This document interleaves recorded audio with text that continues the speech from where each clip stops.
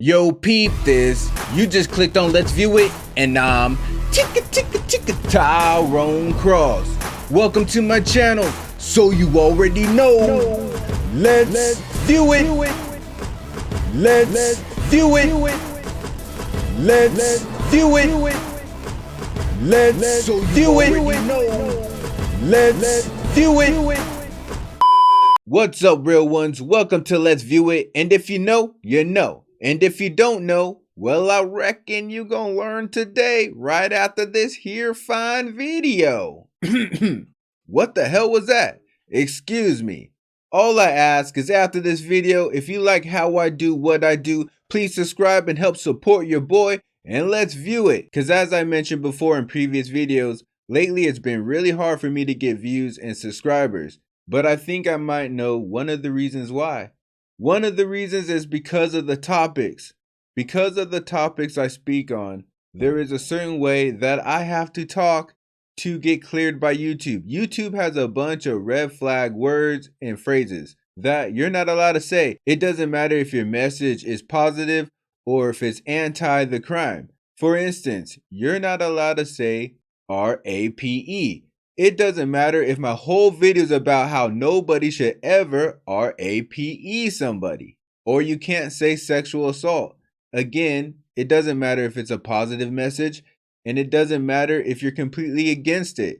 You're just not allowed to say it. And I'm pretty sure YouTube has some sort of algorithm that just runs through your video, catches these words, and then pushes your video to the back. Or in a worst case scenario, demonetizes your video. I don't think whatever process or software or algorithm that they use to go through these videos can decipher the context of what you mean. So for example, if I say assaulted cracker, YouTube is not going to know whether I'm talking about a cracker that has salt on it or if I'm talking about someone that got beat up while using a racist slur for white people. So instead of putting in more effort, they just decide if they hear it to strike it or push it to the back or demonetize it. And because of YouTube policies, what YouTubers do to get around it is they say acronyms like SA for sexual assault or make up rhyme schemes like grape for the word rape. And the reason why I'm saying this is for some reason I randomly got a video from YouTube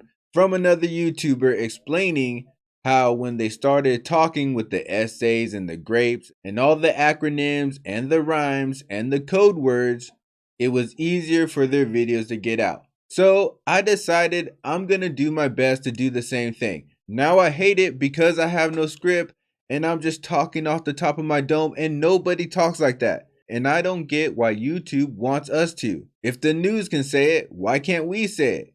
Could you imagine if the news was talking with all these acronyms and rhymes and code words? CNN and Fox. Late breaking news. Suspects on the run for graping 3 victims and afterwards deleting them.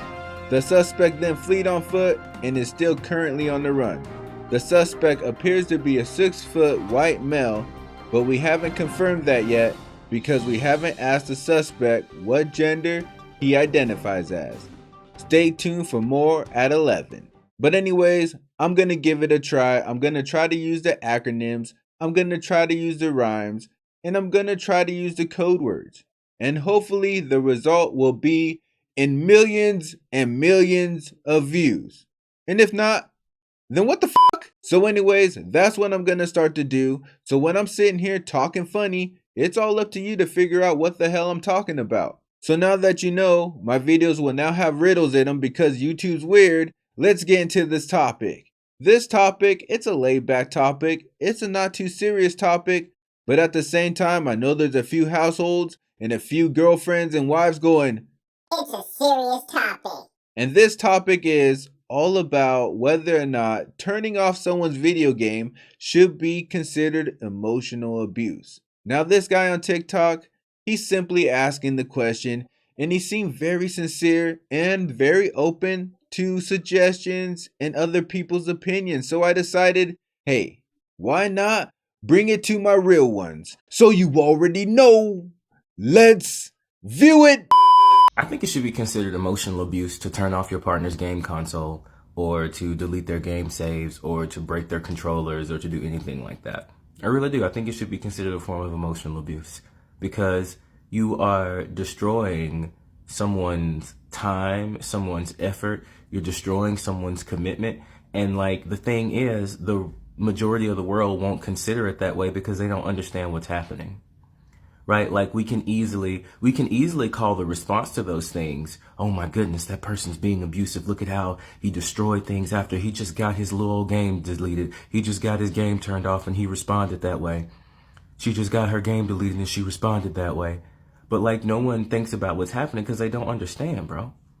But I really think that we should consider it emotional abuse. If you have a partner that does stuff like that, I think it's emotionally abusive.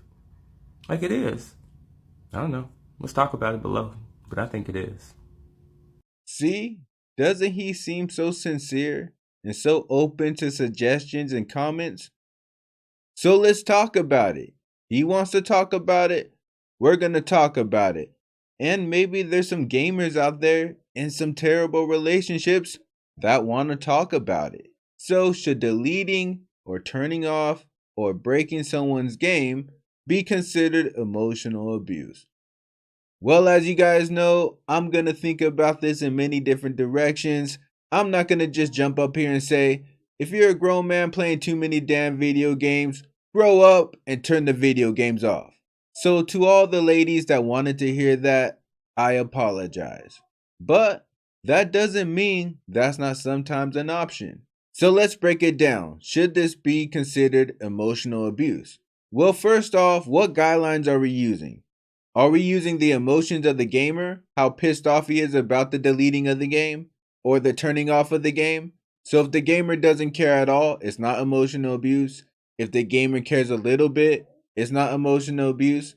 But if the gamer cares a whole lot and starts throwing shit and throwing a tantrum, then it is emotional abuse? Or are we considering how high of achievements the gamer has, whether or not it's emotional abuse? Like, for instance, is the gamer a top gamer in the world? Or is he just a nobody that loves to play 20 hours of video games a day?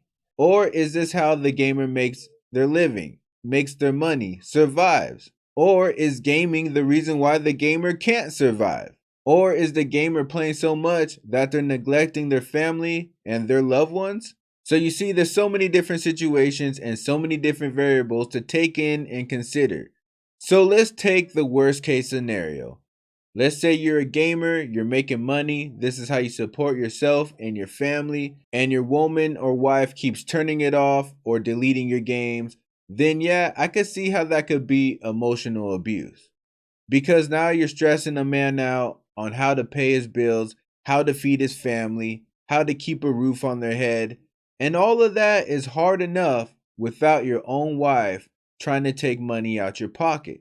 So in that case, I can see how you can have an argument. But in a case where you're just a gamer that plays a lot of games and you'll just be a mediocre gamer for your whole life and you don't make a dime and you're ignoring your whole family and your loved ones, that's a little harder for me to go with emotional abuse. Even if you're being emotionally abused, because you're also possibly emotionally abusing your family back. And if all you want to do is play games and not make no progress from the gaming or doing other things, then you shouldn't have had a family. That's unfair to them. And for us to go as far to say that turning off anybody's game could be considered emotional abuse, well then where do we stop? If someone's building a tower of cards and I go and kick it over, is that emotional abuse? If people are out there balling it up, crossovers, jump shots, and I go and kick their ball over the fence, is that emotional abuse? If we start saying interfering with hobbies is now emotional abuse, depending on how much they love that hobby, we're opening Pandora's box. Now let's look at it from the perspective of a non-gamer, or the woman, or the other person in the situation.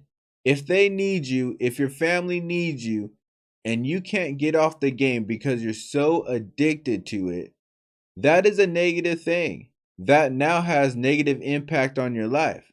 So for instance, if you did drugs and your wife hid your drugs from you or threw them away, Should that be considered emotional abuse? It doesn't matter if one's looked down upon more. Their emotional responses are the same. It's an addiction. So with that in mind, if you think it should be emotional abuse to turn off a gamer's game, should the other person start saying that the gamer's giving them emotional abuse for ignoring them all the time? I'm just saying it could be a two-way street. Now, as far as breaking stuff, breaking the controllers, breaking the game consoles, that's never okay.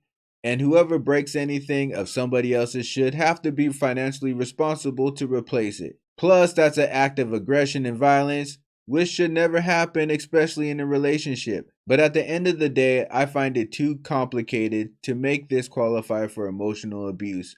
But if you really feel that it is emotional abusive and you're in a relationship like that, I suggest you just get out of it. Because if there's any question that I have for you, it's this. Why do you want this to be considered emotional abuse? Are you trying to get your girl arrested? And if that's the case, just run. So that's the video of the gamer who thinks it should be considered emotionally abusive to turn off, delete, or break any game consoles. And now that you know, he would like to know what we think about it. All I need you guys to do is comment below. Tell me what you think. Should it be considered emotional abusive to turn off a game console? Or do you think it depends on the situation? And if so, what situation is that? Or do you think if your partner won't let you play video games all day, you should just dump them? But while you're telling me your thoughts, I'm also gonna need you to hit that bell like the Hunchback. Also click that hitchhiker button and subscribe with me. And I'll see you on the next trip. Day and night. Keep it real. Keep it real. Keep it real. All my life. Keep it real. Keep it real. Keep it real. Can't help I. Keep it real. Keep it real. Keep it real. That's why I. Keep it real. Keep it real. Keep it real.